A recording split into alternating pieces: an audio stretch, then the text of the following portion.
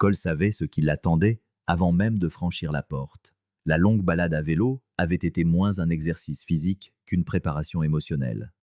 C'était comme si chaque kilomètre parcouru l'aidait à mettre de l'ordre dans ses pensées, à se répéter qu'il ne fallait ni exploser, ni supplier, ni se perdre. En tournant la clé et en poussant la porte, il sentit cette présence épaisse, un silence qui en disait long, comme si l'air s'était alourdi du poids de la vérité sur le point d'être révélée. Madison était à table, le regard perdu quelque part entre le bois et sa propre culpabilité. Elle ne leva pas les yeux tout de suite. Elle attendit qu'il laisse tomber son casque sur le sol et s'approche, comme si la distance entre eux pouvait changer quoi que ce soit à ce qui allait se passer. Quand elle le regarda enfin, son visage affichait un mélange de honte et d'attente. Elle attendait l'impact, attendait un homme brisé, attendait peut-être une explosion qui la ferait se sentir un peu moins coupable. Mais Cole n'offrit aucun spectacle. Il se contenta d'observer, avec le calme de celui qui, au fond de lui, avait déjà tout perdu. « Cole, je dois te dire quelque chose. » Il resta debout quelques secondes, puis se dirigea vers le réfrigérateur et remplit un verre d'eau. Il but une gorgée, comme si son corps ne faisait que suivre des mouvements programmés. Puis, il se tourna vers elle, avec l'expression la plus neutre dont il était capable. « C'est à propos de Travis, n'est-ce pas ?» Madison se figea. Le sang quitta son visage. La réponse resta coincée dans sa gorge. Elle essaya de garder le contrôle, mais elle venait d'être désarmée par une question qui la privait de tout pouvoir. « Comment as-tu… » « Tout le monde est au courant, Madison. J'attendais juste que tu le dises à voix haute. » Elle resta silencieuse un instant, comme pour retrouver le fil du scénario qu'elle avait mentalement répété. « J'allais te le dire, je ne savais juste pas comment. » Cole appuya ses coudes sur le comptoir et la regarda avec épuisement. Pas de la colère, pas de la pitié, juste cette frustration qui n'existe que lorsqu'on attend plus de quelqu'un qui a tout eu entre les mains. « Tu crois vraiment que je vais gober ça? Que tu ne savais pas comment me le dire? Depuis tous ces mois ?» Elle commença à bafouiller des excuses, mais il leva une main pour lui demander le silence. « Tu penses que je n'ai pas remarqué quand nos enfants ont changé leur façon de te regarder? Qu'ils évitaient même de t'adresser la parole? » Jason a arrêté de dîner à table. Emma inventait des prétextes pour dormir chez une amie. Ils savaient. Ils attendaient juste le jour où je ferais quelque chose. Madison passa les mains sur son visage, ne sachant que dire. Elle tenta un appel à l'émotion. « Cole, je sais que ça te fait mal. Je ne vais pas essayer de justifier ce qui s'est passé, mais je veux arranger les choses. Je crois encore en nous. » Il eut un rire incrédule, un rire court, sec, sans aucune joie. « Tu crois en nous? Maintenant? À cet instant précis ?» Elle se leva, fit un pas vers lui, mais Cole recula. « Reste où tu es. Écoute. Tout ça, c'est fini depuis longtemps. Tu ne l'as juste pas remarqué parce que tu étais trop occupé à cacher des messages, à effacer des appels, à inventer des excuses. Je ne voulais pas que ça se passe comme ça, mais c'est arrivé. Et ça ne sert à rien de blâmer le moment, la phase difficile, la routine. Tu avais des choix, tu avais du temps, tu avais des chances. Et tu les as toutes gâchées. » Elle paraissait si petite là, cherchant les mots justes, mais il était déjà trop tard. Cole se dirigea vers le couloir, ouvrit un tiroir et revint avec un dossier. Il le posa sur la table et le fit glisser vers elle. « Les papiers du divorce sont là, avec les dates, les signatures, les copies de tout. » Elle regarda le dossier comme s'il s'agissait d'un morceau de son propre échec, un rappel imprimé de tout ce qu'elle avait détruit. « Tu avais déjà préparé ça ? » ?»« Depuis des semaines. »« Et pourquoi tu ne me l'as pas donné avant ? » ?»« Parce que je voulais l'entendre de ta bouche. Je voulais voir si tu avais encore le courage d'être honnête, au moins une fois. » Sa voix resta stable tout du long.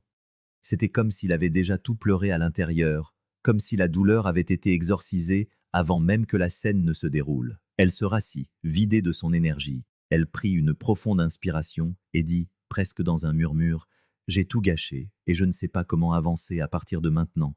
Tu trouveras un moyen, seul. » Il se retourna et quitta la pièce, la laissant seule avec sa conscience pour unique compagnie. Le bruit du vélo qu'on rangeait dans le garage fut la dernière chose qu'elle entendit avant de se mettre à pleurer. Dehors, Cole s'essuya le visage avec la serviette moite de sa sortie. Les larmes qu'il avait retenues pendant des semaines étaient là, se mêlant à sa respiration saccadée et à la frustration de celui qui avait attendu la loyauté et n'avait reçu que du mépris. Mais aussi douloureuse que soit la situation, il savait que c'était le début de la fin. Et parfois, la fin est le seul moyen de recommencer. Le lendemain matin, Madison se réveilla et tenta de suivre sa routine, comme si quelque chose était encore intact. Elle prépara le café, mit la table comme elle le faisait les dimanches plus calmes, comme si ce simple geste pouvait effacer la nuit précédente. Elle espérait peut-être que l'odeur du café frais apporterait un peu de paix ou de rédemption. Quand Cole entra dans la cuisine, elle esquissa un sourire contenu. Il ne fut pas retourné. Il jeta un bref regard, prit sa tasse habituelle et s'adossa au comptoir. Elle comprit que toute tentative de normalité était vaine, mais elle essaya quand même. « Je sais que la situation est terrible, mais j'ai mis fin à ma relation avec Travis. Je voulais sauver ce que nous avons. Je le veux toujours. » Cole prit quelques secondes pour répondre. Il fit tourner la tasse entre ses mains, but une gorgée, regarda le sol un instant, puis leva son regard droit sur elle. Quand il parla, sa voix était claire, posée, comme si chaque mot avait déjà été mémorisé. « Tu n'as mis fin à rien, Madison. C'est lui qui l'a fait.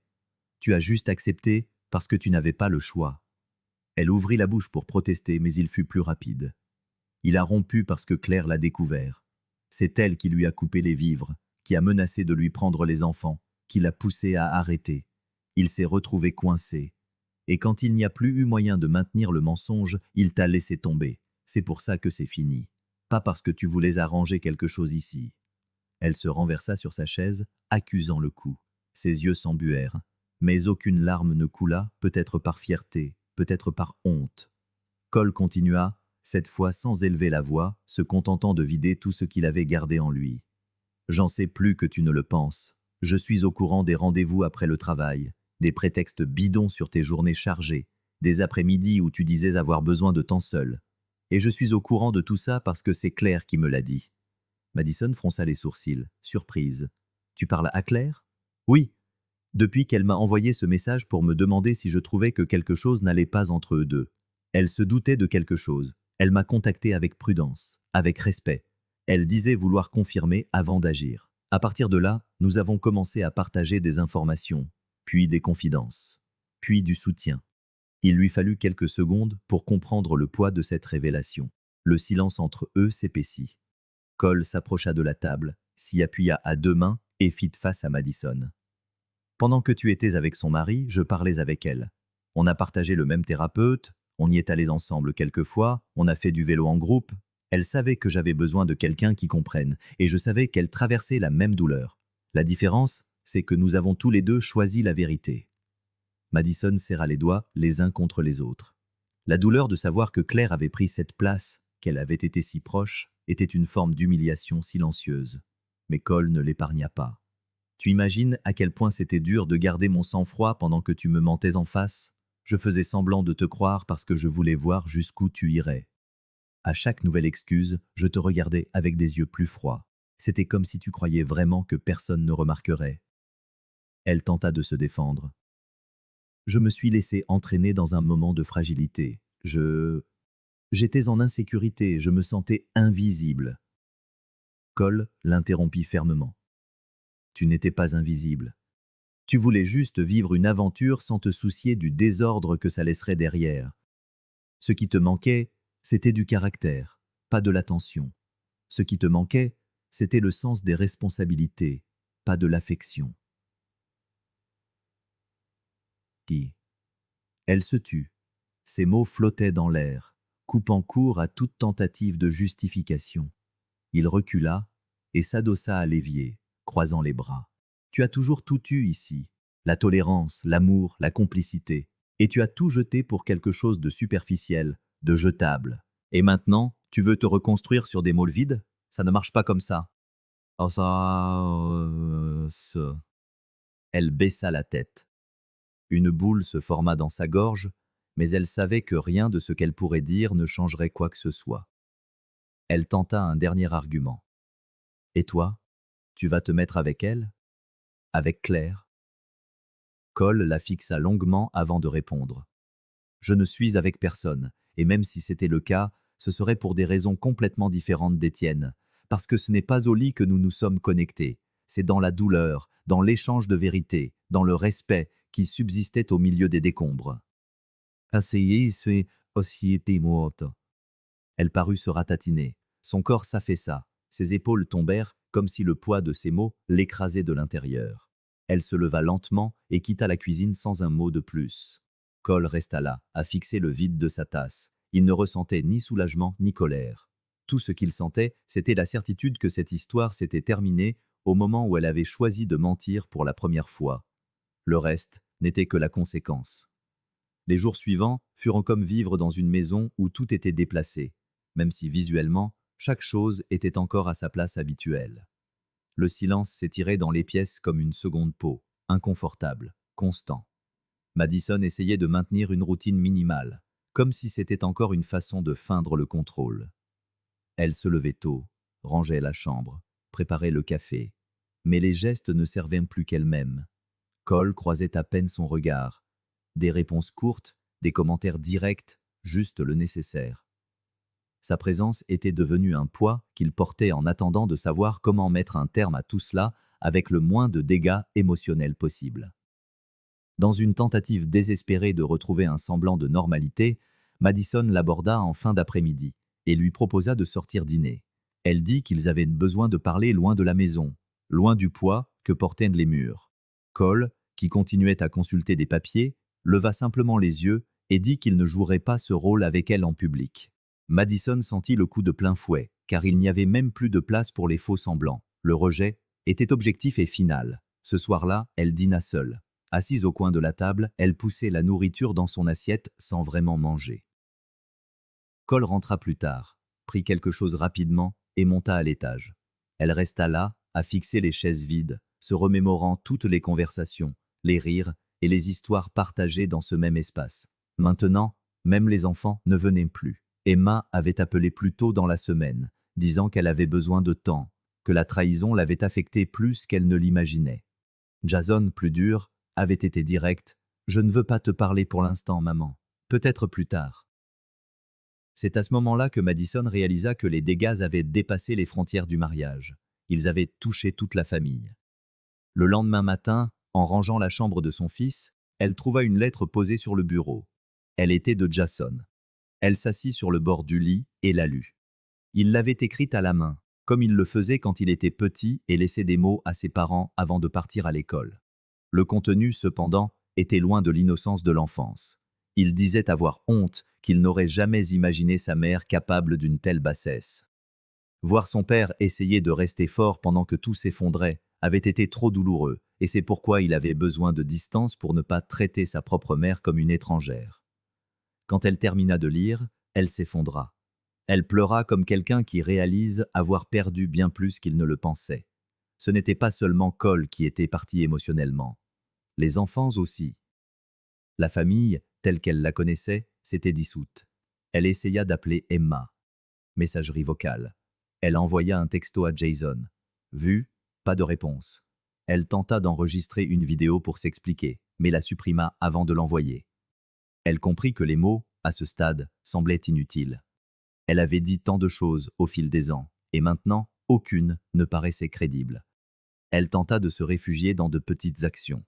Elle acheta les plats préférés des enfants, laissa un mot gentil sur le miroir, prépara un déjeuner spécial le dimanche. Aucun d'eux ne vint.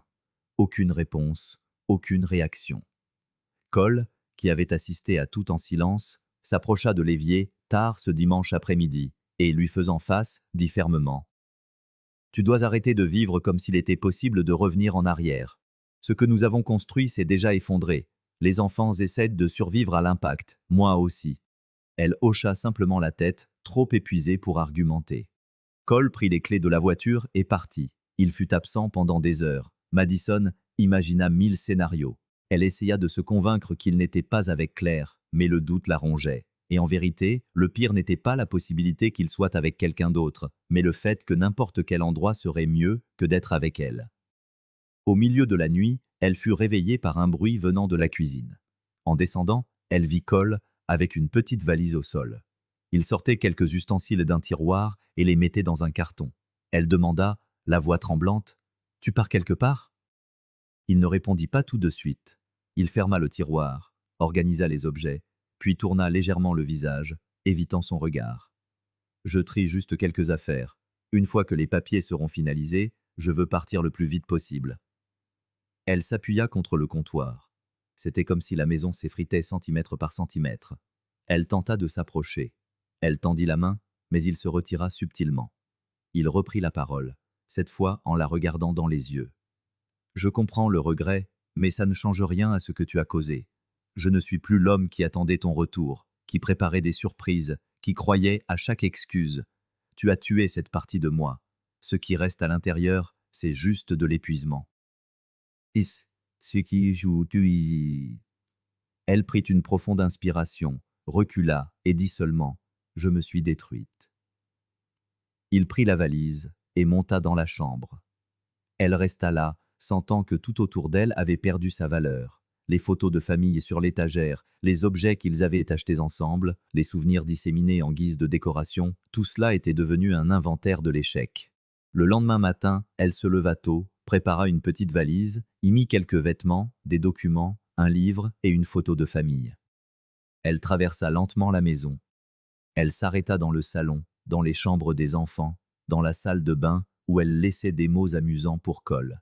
Elle s'essuya les yeux avec sa manche, prit une profonde inspiration et se dirigea vers la porte. Cole apparut en haut des escaliers et l'observa quelques secondes. Elle ne demanda pas pardon. Elle le regarda simplement et dit « Prends soin des enfants pour moi ». Il répondit par une phrase courte, mais qui mettait fin à tout espoir. Ils savent déjà qui prend vraiment soin d'eux. Elle partit, la valise à la main, sans destination précise, portant le poids de ses choix sur son dos. Cole resta là quelques minutes de plus, impassible. Puis il rentra et ferma la porte à clé. La procédure de divorce avança, avec la précision de quelqu'un qui avait déjà tout répété. Cole ne laissa aucune place à l'improvisation et ne se permit aucune faiblesse face aux détails bureaucratiques. Il livrait les documents à temps, répondait aux emails clairement, planifiait les rendez-vous avec l'avocat sans délai. Pendant des semaines, il suivit cette routine avec la même concentration qu'un chirurgien tenant un scalpel avant d'inciser la chair. Il savait que chaque étape serait une coupure finale et nécessaire. Quand vint le moment de la signature, il resta assis en silence quelques minutes, le papier entre les mains, et respira comme s'il remontait enfin à la surface après une longue apnée. Madison tenta de le contacter à d'autres reprises, envoyant de longs messages, certains remplis de culpabilité, d'autres essayant de rappeler d'anciens souvenirs, comme si la nostalgie pouvait reconstruire ce qu'elle avait elle-même détruit. Cole les lisait, mais ne répondait jamais. Il les lisait parce qu'il voulait comprendre jusqu'où elle irait avec ses mots, et il comprit que même dans ses excuses, il y avait une certaine vanité, une tentative d'être pardonné pour apaiser sa propre conscience plutôt que de réparer sincèrement quoi que ce soit.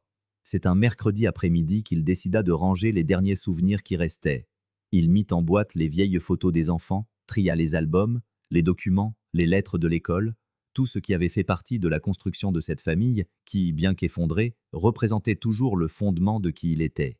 Il ne se pressa pas. Il plaça les objets un par un dans des cartons, avec soin, jusqu'à ce qu'il sente que le passé avait été rangé et scellé sous du ruban adhésif. Après cela, il passa à l'étape suivante, recommencer. Claire, de son côté, faisait face à des rituels similaires. Elle avait quitté la maison où elle vivait avec Travis, loué un petit appartement pour repartir à zéro avec ses enfants. Elle était déterminée à ne pas laisser la trahison la définir. Alors qu'elle et Cole commençaient à se parler plus fréquemment, ils remarquèrent un fil invisible d'attention entre eux, construit sans effort mais ancré dans une douleur partagée. Contrairement à ce que beaucoup auraient pu penser, il n'y avait aucune précipitation, aucune soif de combler un vide. Ils se retrouvaient simplement, parfois pour un café, parfois pour des promenades silencieuses. C'est lors d'une de ces promenades que Claire mentionna, presque comme si elle parlait d'un vieux rêve oublié, qu'elle avait toujours voulu visiter l'État du Maine. Elle dit qu'elle n'avait jamais vu sa côte, mais qu'elle avait sauvegardé des photos et des itinéraires dans un dossier virtuel. Cole écouta attentivement. Sans rien dire sur le moment, il commença à faire des recherches de son côté. Quelques semaines plus tard, il se présenta à la porte de son appartement avec 2 billets. Un court voyage juste pour respirer, loin des décombres laissés par les autres. Pendant le voyage, ils s'autorisèrent à rire sincèrement pour la première fois depuis longtemps. Ils marchèrent sur des sentiers, mangèrent dans de petits restaurants cachés, prirent des photos sans se soucier de qui les verrait. Il n'y avait ni culpabilité, ni urgence. C'était juste une pause bien méritée pour des gens qui avaient porté le monde sur leurs épaules pendant trop longtemps. Un soir, en regardant l'océan, Claire dit « Je n'aurais jamais cru pouvoir me sentir à nouveau en sécurité. » Cole répondit « Et moi, je pensais que la sécurité, c'était de vivre dans une routine prévisible. Maintenant, je comprends que la sécurité, c'est être avec quelqu'un qui te respecte, même en silence. » Après ce voyage, ils rentrèrent plus légers. Les conversations devinrent plus fréquentes, les rencontres plus régulières. Un jour, Emma passa chez Cole, et voyant Claire préparer un goûter dans la cuisine, elle sourit. Elle s'approcha, aida à couper les légumes et resta là à discuter comme si elles étaient des amies d'enfance. Claire avait toujours été prudente avec les enfants de Cole, ne voulant jamais prendre une place qui ne lui était pas offerte, mais l'affection grandit spontanément. Jason, d'un naturel plus réservé, mit plus de temps à l'accepter. Pourtant, quand il eut besoin d'aide pour préparer son déménagement à l'université, c'est bien Claire qui passa la nuit à remplir des cartons avec lui. Personne n'avait besoin de mettre des mots sur leur relation. Leurs gestes parlaient avec une évidence bien plus puissante. Un soir, après un dîner sans prétention, Jason regarda son père droit dans les yeux. « Tu es plus calme, plus heureux, papa. C'est tout ce qui compte pour nous. » Cole lui rendit son regard, un sourire apaisé aux lèvres, et posa une main sur son épaule. « Et c'est tout ce que je souhaite continuer à être. » Pendant ce temps, à l'autre bout de la ville, Madison observait la scène de loin. Elle parcourait parfois les réseaux sociaux de ses enfants, tombant sur des photos de moments en famille dont elle ne faisait plus partie. Elle remarquait l'éclat retrouvé dans les yeux d'Emma, la quiétude sur le visage de Jason. Elle ne recevait que des messages sporadiques et laconiques. « Tout va bien ici. J'ai réussi mon examen. J'ai vu papa aujourd'hui. » C'était comme assister, impuissante, à la vie de sa propre famille qui se poursuivait sans elle. Un après-midi, son téléphone sonna. C'était elle. Cole vit le nom s'afficher, hésita un instant, puis décrocha, résolu à clore ce chapitre pour de bon. À l'autre bout du fil, la voix de Madison était plus faible qu'il ne l'avait jamais entendue. « Est-ce que tu me détestes ?» demanda-t-elle. Cole laissa échapper un long soupir. « Non, Madison. Et c'est peut-être ça qui te fait le plus de mal, parce que si je te détestais, je serais encore prisonnier de notre histoire. Mais j'ai avancé. Toi, tu es resté immobile. » Le silence qui suivit fut lourd. Elle chercha ses mots, en vain. Il mit fin à l'appel d'un simple « Prends soin de toi ». Le soir même, Cole cuisinait avec Claire. Ils riaient d'une recette manquée, écoutèrent de la musique sur le téléphone posé dans un coin, avant de s'installer sur le porche. Le monde, lui, ne s'était pas arrêté de tourner. Les blessures finissaient par cicatriser. Et l'amour, le véritable, celui qui se nourrit de vérité, de respect et de complicité, trouvait enfin sa juste place. Merci d'avoir suivi cette histoire. Si elle vous a touché, n'hésitez pas à vous abonner et à activer la cloche des notifications pour ne rien manquer de nos prochains récits. À très bientôt.